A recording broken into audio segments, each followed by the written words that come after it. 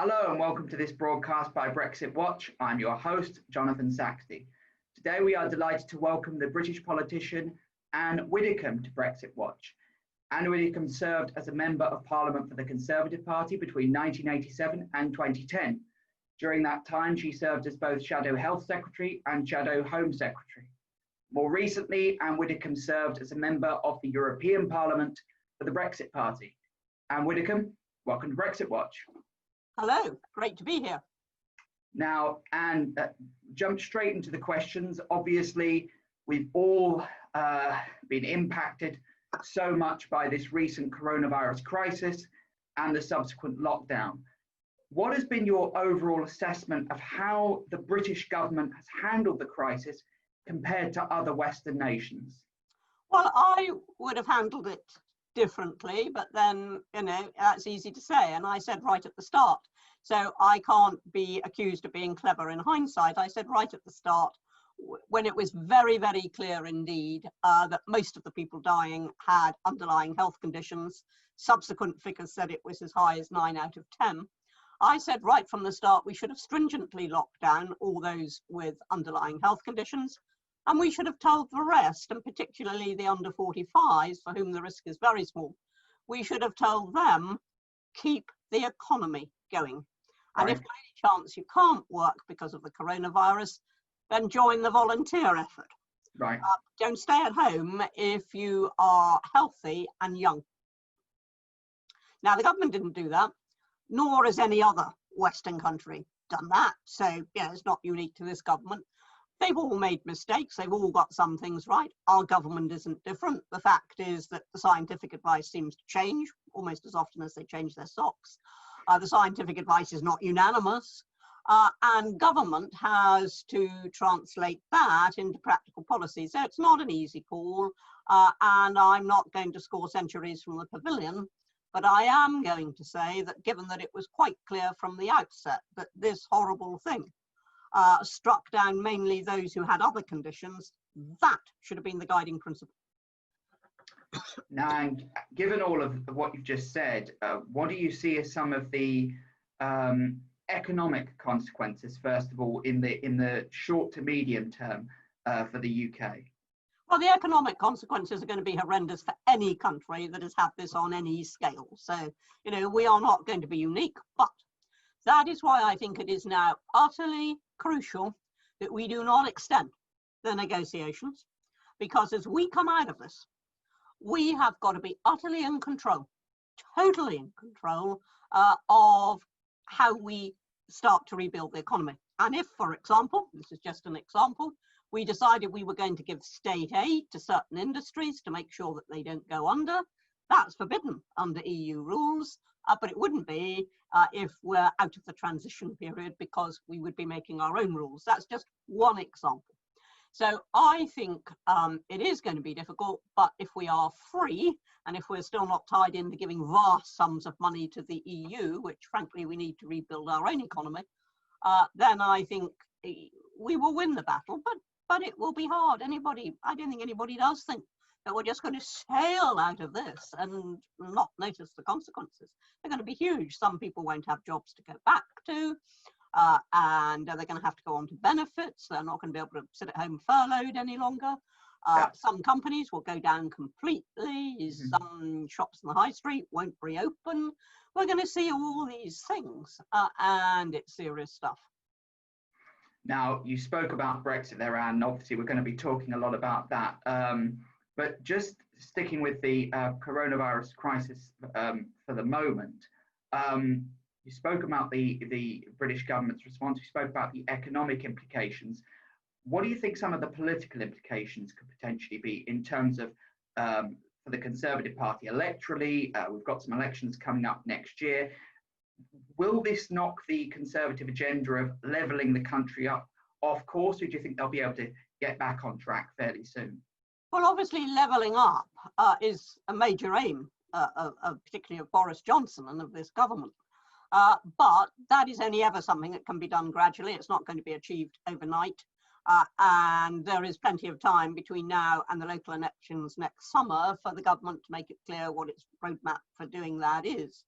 But I think nevertheless the Conservatives will suffer, because inevitably when all the reviews are carried out into this, they will have made mistakes. The fact is, every government of any party in any country with this problem will have made some mistakes. But we're pretty unforgiving here, and our press and media are very melodramatic, and it will all be blown up. And I'm sure we'll see headlines saying, oh, we could have saved another, goodness knows how many thousand lives if only we'd done something slightly differently. So I think there will be an impact, an adverse impact on the government, but it is a very long time to the next general election. And if they keep their nerve and deal with things sensibly and begin to deliver on the promises they made when all this is over, then I think fine. I don't think Keir Starmer's offered anything very wonderful. Now, we've spoken about the domestic side. Let's just turn to the international implications. We hear, for example, that New Zealand, as an example, is a country that's come out relatively well from this. But of course, the world economy is an interconnected spider's web. So if a country's trading partners are all, if you like, offline, it doesn't matter if that country has come back online, unless and until its major trading partners have come back online, that economy will be running sort of in second gear, as it were. Now, we've also heard a fair bit about a potential reset with China. There have been calls for China to be held to account. What do you see as the potential there? Do you think we will see a reset between the West and China? And what might that look like? There may have to be a reset. And we may have to also look at resetting debt as a whole, not just relations with China. So I think there is going to be quite a big economic shakedown in world terms. China at the moment is in a very difficult position. Everybody sees it as guilty of causing the outbreak. But we also have to be realistic about it. They are a very, very major world force economically. They're very powerful. And any sensible government would want to, in the longer term at any rate, deal with them to the advantage of both sides. So when you ask me what reset will look like, will it happen? I think it may well happen, but I can't tell you at this moment what it's going to look like, and nor can anybody else. We read acres in the press every day of what is going to happen. Actually, nobody knows what is going to happen. As we sit here now speculating on China, we don't even know if we're going to have a second wave of this thing. We don't know. That's all true, Anne. And one thing potentially that's been discussed is the idea of onshoring or reshoring critical industry. We've probably seen during this pandemic the Western world's arguable overdependence on Chinese manufactured products. We could think of PPE and medical products as an example. We're in a moment where the technological capabilities perhaps do exist to bring some of these industries back. We think of industrial robotics, 3D printing. I won't ask you about the technicalities of those things, but do you think there could be some positives from this coronavirus crisis in terms of reshoring industry, or perhaps the way we work in the future? Yes, I have no doubt at all, and particularly if we are left to our own devices rather than bound by the rules of foreign countries. If we are left to our own devices, I think that's exactly the sort of thing which we will look at, the sort of thing that I hope we would spend money on if we had to, and we would have to, quite obviously, but which would in the longer term prove a very, very sound investment. Now, if there's one thing I think this government did get wrong, and it wasn't down to Boris, but in 2016 it held a major exercise to see if it could cope with either a very serious epidemic or a major pandemic. And apparently, according to reports, it concluded that there were gaps in the ability to cope. Those gaps should have been plugged there and then. You always have to prepare in government for the worst case scenario. For leaving the EU without a deal, for example. You always prepare for the extreme case scenario. And that is why government was preparing, making the preparations and the calculations for what would happen if we left without a deal, and making the worst case calculations. That's what you have to do if you're preparing. And whether you're preparing for a military invasion or the renegotiation of a major treaty, or a pandemic, or serious floods, or a volcano even, whatever it may be, you have to plan for the worst case. We can all plan for the best case, you know, that's easier. Motherhood and apple pie. The worst case. And we didn't do that. Now, I think we can learn from that, and that government should now say, right, you know, we learned from what we didn't do there. We're going to do something different. We're going off on a different course. And I think indeed that re-examining our dependence on other people's labour, on other people's goods and services, on other people's manufacturing, that is going to have to be re-examined. Again, it's not going to be done overnight. You know, it's not going to be done by Tuesday afternoon. These are all things that we're going to have to take, as St. Paul would put it, decently and in order. And that will get us there. Yeah, I mean, I often make the case that the UK has the best higher education sector in the world outside of the United States, and that is a hugely underutilized resource. So I could see potential there as well. We've spoken about coronavirus. Let's now turn to Brexit, which is obviously our main topic of conversation today. Right now, the EU and the UK are in this, these transition negotiations, this transition period, due to end this year. We're in the start of June now. This month, we are supposed to see the deadline for any extension to the transition period. Downing Street has been adamant there will be no such extension agreed. We know that there have been some noises coming from Brussels that they would be open to an extension. They would. From what we hear in the British press, there is these negotiations have not gone particularly well. Lots of roadblocks, lots of disagreements. What has been your overall assessment, Anne, of how the negotiations have gone so far? I think the main problem has been that the EU just don't get it. They do not get that they are now negotiating with a sovereign independent state. They don't get that. They think they're negotiating with a state that is still under their control and hasn't yet left them, as opposed to has left but is now transitioning. I mean, I think that's been the single biggest stumbling block. Therefore, if we get to the end of June and Boris says, right, that's it, you know, we're now going to tell industry, you've got 6 months, we're going to go on WTO terms, you've had all this time to prepare, there's no excuse for not being, you know, able to cope with it. As I say, you know, planning for worst case scenarios as well.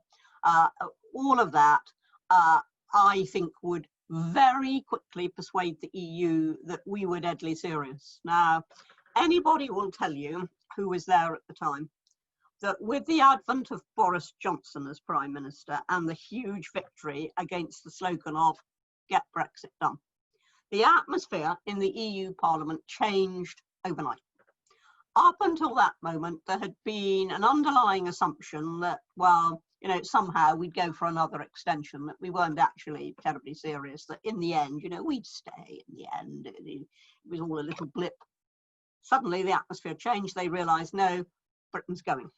Now, I think this time what we need is to change the atmosphere at the negotiating table for them to understand that we're serious and we're going. Well, we've already gone, but we're actually going to end the transition period when we said we were going to end it. We need to make them understand that we are deadly serious about that.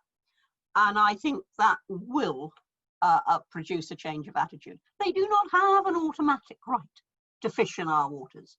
We can negotiate some rights for them, why wouldn't we? But we control our own waters. They don't. Of course, we're not going to be bound by their law when we've left.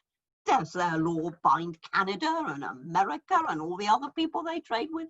They've got to get it into their heads that we are independent, that we are not part of the EU anymore.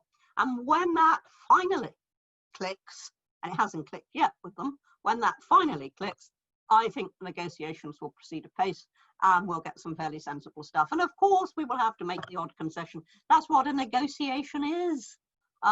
But it's got to start from the understanding that they're dealing with a sovereign state.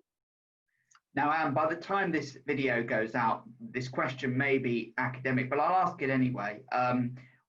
by the time this video goes out, the deadline may have come and passed for any extension, and we may well be past that point. Do you think, assuming the deadline for any extension comes and goes, that will focus the EU's minds, in the EU's collective minds, as it were, in these negotiations? Well, if when the deadline arrives, we say that's it now. I know we haven't got an agreement. We now don't expect an agreement. We're going to go. We're going to terminate the trade negotiations, and we're going to assume that we're going now on WTO terms.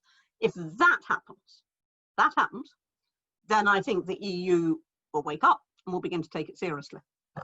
If, however, as you put it, the deadline comes and the deadline goes and we're still there negotiating, they won't take it seriously. Why should they? I wouldn't if I were Barnier. You've got to understand that your opponent has certain red lines, and that ours is the 30th of June. And if that deadline goes and we haven't asked for an extension, and we also make it clear, and this is the crucial thing, not just that it's come and gone and we haven't actually done anything, but that we are not going to. That deadline of the 30th of June isn't just a line which, as you put it, whereby it comes and it goes, and we all assume, well, that's bad luck, that means there won't be any extension, or does it? Or, Boris has already mentioned September. We've got to do more than that. Coming and going isn't enough. We have to say when that deadline arrives, this is it now. We do not have even the remotest shape of a deal. We're going on WTO terms.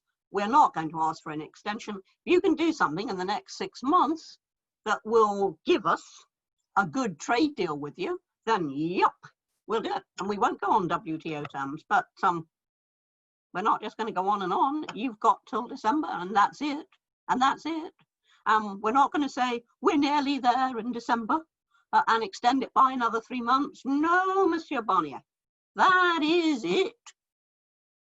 Now, if we don't take that line, it can come and it can go, but nobody's going to take it very seriously.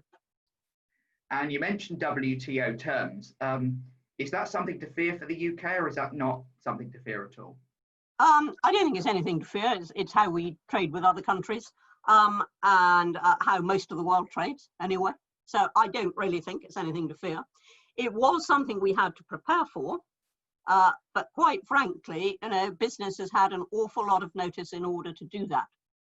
And I think the crucial thing now is to get certainty into it. If we have a great deal by the end of the year, that's fine. But if we don't, then the certainty is that we go WTO. We don't just carry this on. Business needs certainty. It's been negotiating in a fog of uncertainty for far too long, operating rather in a fog of uncertainty for too long. And certainly considering the coronavirus crisis, any potential hit from WTO would surely be pretty negligible compared to the hit we are going to see, British businesses going to see from the coronavirus crisis, supply chain disruption, etc. Well, actually, if you consider the fact that we've now got to re-examine so much from base that we may have to, as you put it, reset, that there are many, many things that we're going to have to do that we wouldn't have normally expected to have done before this crisis broke out. Yeah. It is probably the ideal time to take a new attitude towards trade. It's probably the ideal time. And do you think the EU is fearful of the moment when the UK leaves, hook, line and sinker, leaves the transition period, not just because of the potential threat? We're going to talk about the state of the EU in a while, but not just because of the threat of other countries leaving, but also a new dynamic post-Brexit Britain, post-coronavirus Britain being on the EU's doorstep, London presumably not going to lose its crown to Frankfurt and Paris, and potentially a new dynamic manufacturing sector here. Do you think the EU is fearful? I'll tell you exactly what they're afraid of, what they've been terrified of throughout, even before coronavirus. They're terrified of a Singapore on its doorstep. That is what it's afraid of. It's afraid of a Singapore right on the doorstep of the EU. Now, that is why it tries to insist on a level playing field. Well, level playing field, my foot, we've left. We're not on a level playing field. So that's why it's tried to insist on that. It wants to try and ensure that we're not going to be able to compete on unequal terms. Now, let me take you back to the days of John Major. There was a period in which we were obviously part of the trading bloc, as we'd been for a long time, but we were not in the social chapter. He had negotiated that as an opt-out from Maastricht. And in that period, when those conditions still prevailed, we got 40%, 40%, of all the inward investment into the EU that came from Japan and from the United States. 40%. In fact, there was a time when I thought 40% was going to Wales. But that was what was coming in to the UK. Why? Because crucially, we were in the trading bloc, and equally crucially, we had the most flexible labour market. So they've seen what can happen if we're not operating on the same basis as they are. Now, there I choose the labour market, but it could be many things. Doesn't have to be that at all. So that's what they're really afraid of. They want to protect their own position. This is what it's all about, protecting the EU. Well, frankly, no, I want to protect Britain.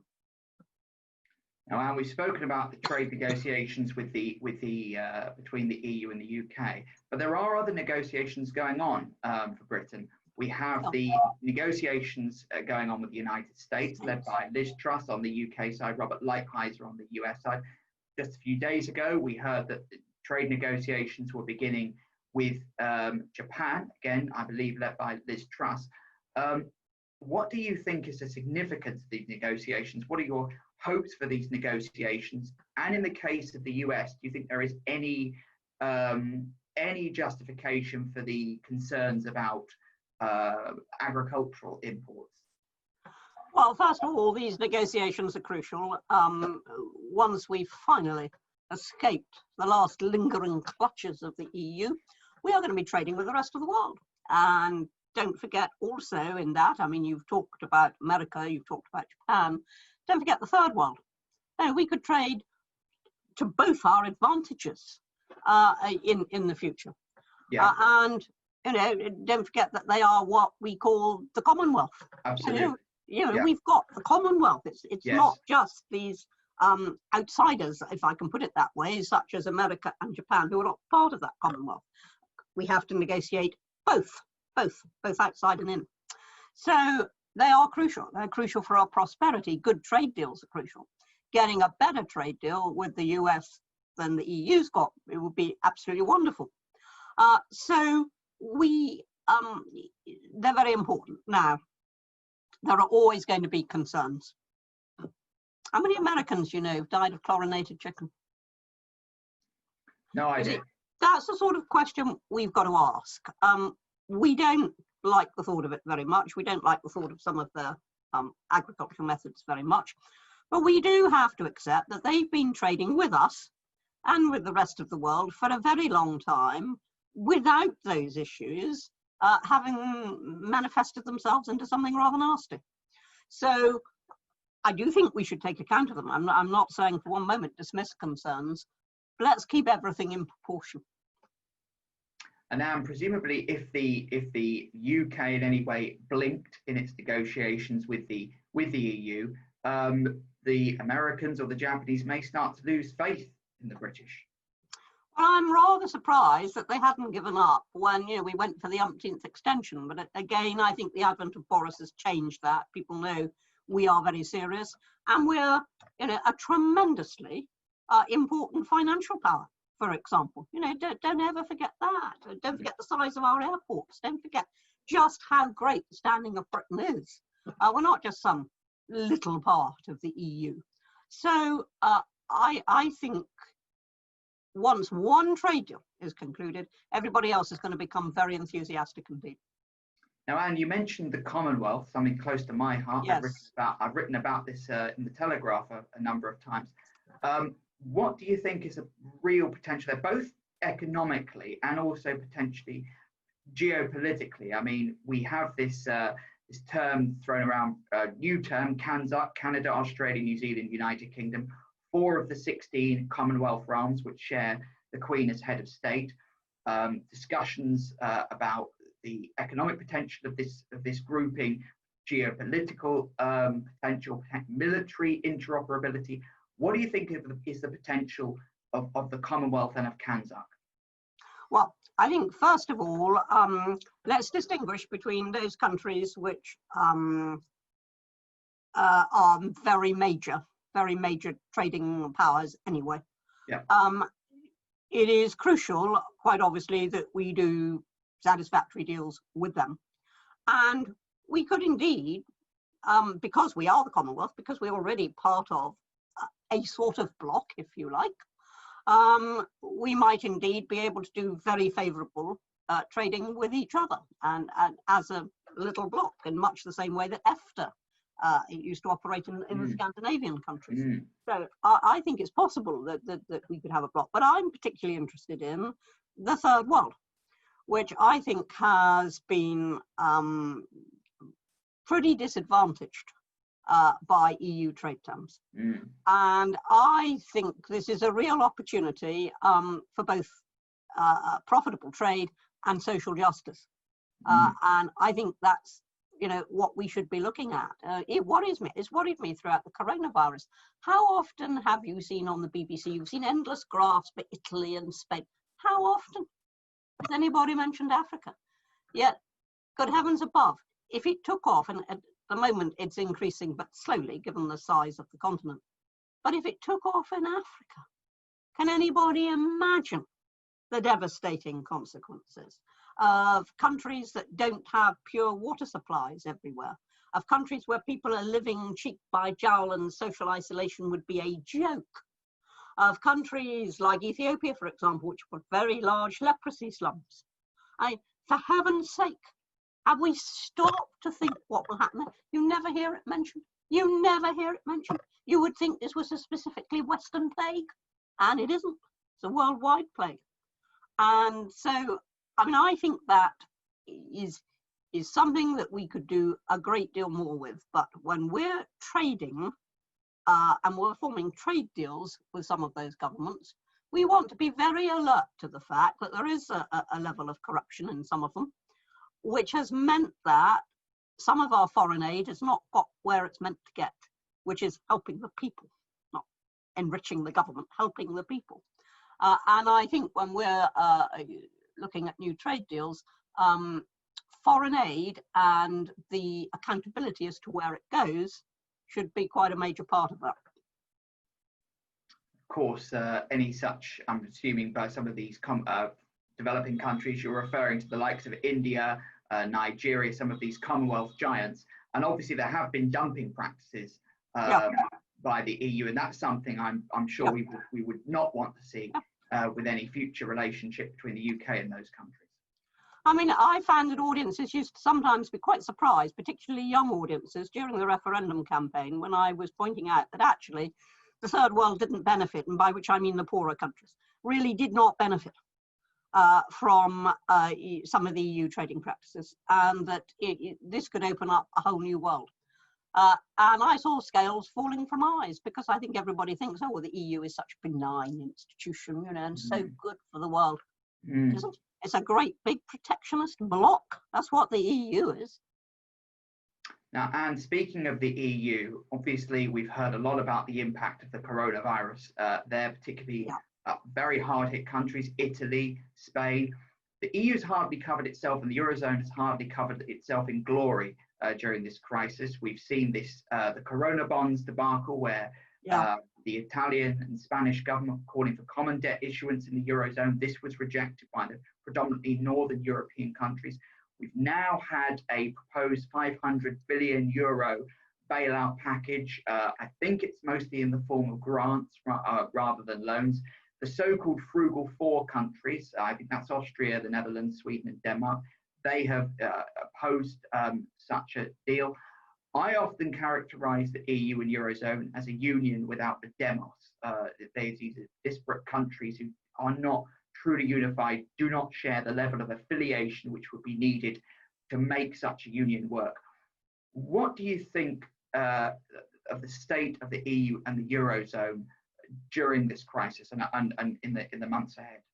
Well, what has always been the great golden idol of the EU. Free movement. Soon as this plague started, what happened? Schengen went out, borders were closed, movement between the EU countries stopped. They weren't acting as a union. Quite suddenly, everybody was looking after themselves. That's the reality of it. That's the political reality of the EU. As the whole world starts to recover from this, and taking into account any resets that may happen anywhere, people are going to be looking after themselves a lot more. They're going to realise that they weren't actually protected by the EU. I mean, there was this great farcical announcement that we were going to profit, that is Britain, by £50 billion, which the EU was graciously giving us to help us with the coronavirus. No, it had actually agreed that we could spend that from our own money on propping up our industries, which normally wouldn't be allowed under EU law. We could spend it from our own money to look after our own industries because their law actually normally prevented us from doing so. Come on, folks, come on. I mean, and you mentioned state aid rules. Obviously, a lot of the rules in terms of that sort of thing have been ripped up during this crisis. We've also seen medical exports at one point being banned between Eurozone and EU countries. In the sort of months ahead, how do you see this playing out in terms of federalism? I mean, I often think that the Euro federalists will claim, look, you know, if only national politicians hadn't had to answer to national electorates, we wouldn't have this problem if we have one common European politicians answering to one common European electorate. Do you think we could be seeing a move towards federalism or perhaps disintegration? No, I actually think federalism is in retreat, because the proof of the pudding is in the eating. And we all saw what happened when this crisis broke. As I say, every individual country did what comes naturally, which is to look after its own citizens. That's what comes naturally. And that is a basic human instinct. And if you were short of PPE yourself, you weren't going to send it to somebody else because, you know, we're all part of the big EU. You'd be worrying about your own hospitals, your own citizens, etc. So I think that the federal dream probably died with the advent of the plague. But I think the argument that you make, that the federalists will say, well, look, you know, the big fault line was that we did all break up and look after ourselves first. And if you got rid of all of that and you had one big federal, ruling power, it would be different. Well, we've had one great federal ruling power in all but name for a very long time.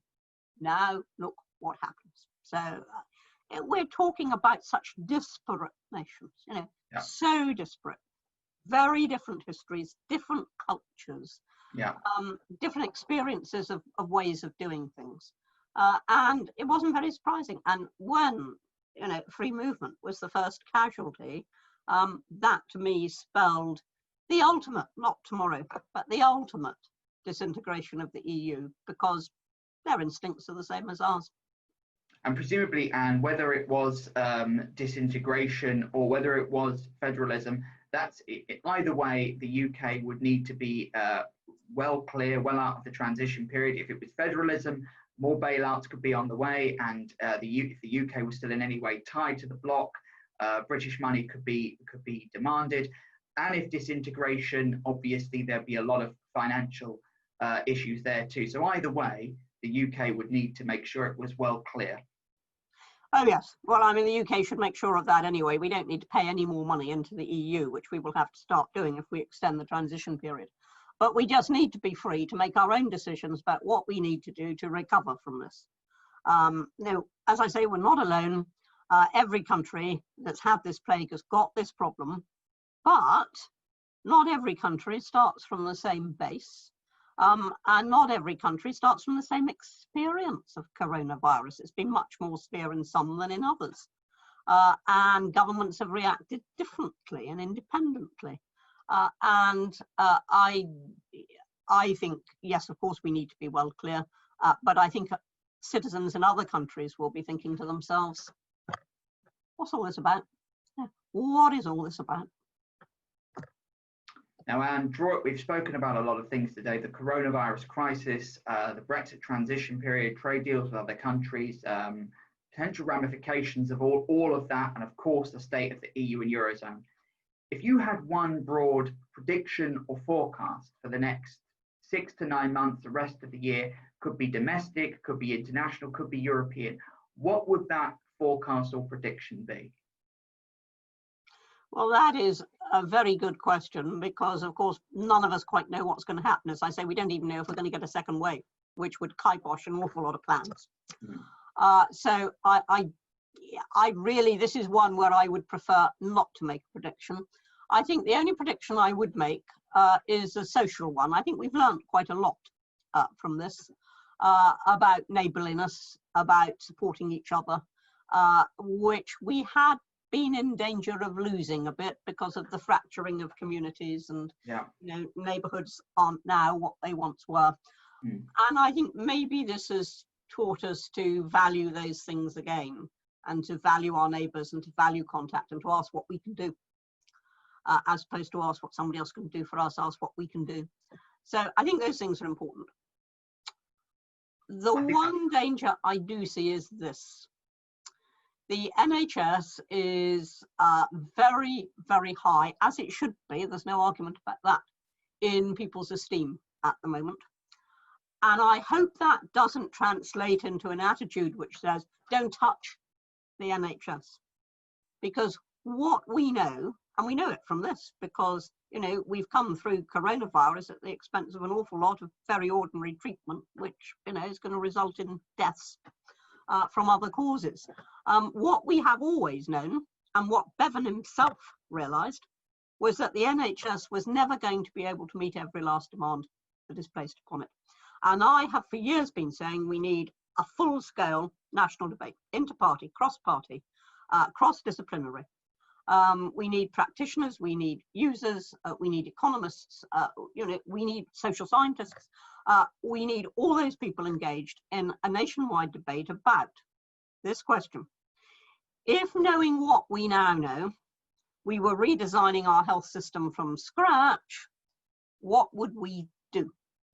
And there was quite a recognition building that we should at least have that debate. I'm slightly afraid that because of extremely well-placed gratitude towards the NHS, that we'll suddenly find that sort of discussion taboo. It mustn't be. This coronavirus has shown that it can't do everything. For the sake of future generations, we've got to ask ourselves the question, what would we do if we were starting again now? We've got to. If we don't have that debate, then eventually it will implode. And I'm going to throw in a bonus question based on what you've just said. Right. Do you think then, owing to the crisis, there is a case for widespread reform of UK public services? Oh, I've no doubt at all that there has been for a long time a strong case for looking at how we deliver health in this country.